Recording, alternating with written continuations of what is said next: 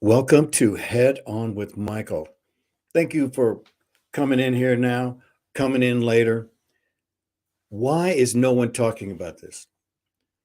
The treatment of our U.S. veterans of war.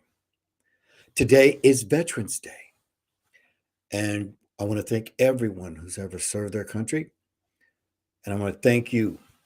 And I salute you. And I also want to thank my wife, Tracy, who's a 20-year veteran. I'll be talking about her a little bit later here. But, ladies and gentlemen, we have an epidemic. Between 20 and 30 veterans in the United States are committing suicide every day. Every day. Why? Well, let me begin here. I'm a baby boomer. In April of 1975, I didn't, but the war ended in April of 1975, the Vietnam War. Now, I didn't turn 18 until the following month. So I didn't have to register for the draft. I had, like my cousins before me, got drafted. Okay. So here I am, and I'm very lucky. Now, as a baby boomer, we grew up with John Wayne glorifying World War I, II, whatever. And it was literally like nothing. They were all so tough, and when they came back, they were just as tough, which they were. Okay, let's make that straight. But when my cousin Charles, who was a helicopter pilot, okay, and Charles has passed, but he was a great helicopter pilot. I'll tell you a story. So, but again, before war was not what was glorified, and you didn't find the bad stuff until the Vietnam War. Okay, so that's when they started giving a count every day. How many Americans died? How many Vietnamese were killed? It was just, and then you had live reports. Now you'll see this now because they knew how it affected. That's why everyone was protesting. There's so many protests. You don't see that anymore. That's because they don't let you see the bodies with the flag over it like they used to. So my cousin Charles was this incredible guy. I didn't even know. I wasn't until later I found out the story. But he came to see me. But as a kid, he was captured behind enemy lines, and he used to drop into the war zone to pick up the wounded. Well, they were getting surrounded by the Vietnamese, and when he dropped down there, he could only hold, I want to say, 17 soldiers. Okay, 17 soldiers. But there were still four more. Four more. And if he would have left, they would have been killed. So he put all four of them in there.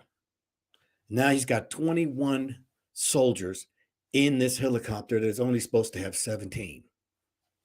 He lifts up, he gets higher, but he can't get higher enough and the force because of the weight.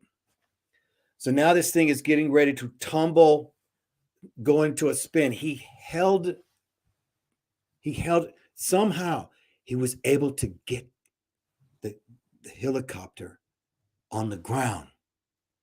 But when it was on the ground, everyone was still alive, but the Vietnam were all around, and they put them all in the prisoner camps. And he noticed how people were dying. They were taking people out at night, and he decided he was going to go with three other people. And on the night they decided to leave, the three of them decided not to. And Charles left himself. He had to fight his way all the way through. It was 30 miles behind enemy lines. And then he's came up on a road and he saw American Jeep coming and he was over. Now he came out to see me where he really went into detail. I said, man, what got you? How did you make it, man? What kept you going? He felt like he was going to die every minute of the time. And he said, I heard my mother saying, come home, Charles. We had prayer sessions where the families gathered at my aunt's house, and we would pray for Charles, pray for him to make it home. So, but there was damage.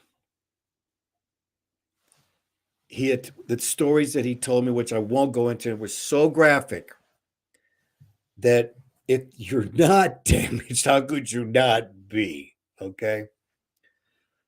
So the damage, though, is in the mind. You see, in the military, you are trained not to cry, which means you can't have emotion. But that emotion comes back later. Now, I was in the medical field. I worked with mental health people. So I've seen suicide. I've worked hospice, holding people's hands, dying. I have been in surgery when people die on the operating table. And so I know what death is, but I don't know what it's like to take a death or to someone that harms you. Now, I want to tell you about my wife, Tracy, who's a 20-year retirement. She joined out of high school in 1978. She's one of the first women that were actually in there. And she did 2 stints, 10 years and then another 10 years. And she's a 20-year retirement, U.S. Navy. And I met her just as she was getting ready to go on her 3rd tour of Afghanistan. And so I, though, saw and talked to her often enough. I was very fortunate to understand what it was like, because she'd get to a phone. She's calling me 5,000 miles away and letting me know. It was my job to make her laugh. She was one of the lucky ones, even though she was damaged. Because why? She was trained not to cry. See, you try and hold that stuff, but then when you get back, okay. Now, she was very fortunate, as well as other people, is she took advantage of the benefits. She was able to get a good mortgage. We still benefit from that. Medical. And also, she went to school and she has 4 degrees. I mean, one's in accounting. Wow. I married her just for that.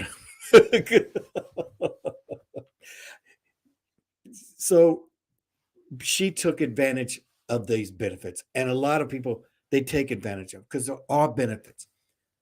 But I have one more. I believe that each time one of these soldiers goes on a tour, that they get, when the tour is finished, $25,000 already taxed minimum cash for them and their family. Because when they come home and they fall apart, guess who's there? It's not the politicians who brought us there. It's the family. It's the family. No. This needs to be revised. Again, I salute you all, and I appreciate everything you've ever done. And happy Veterans Day, and thank you so much for their soldiers.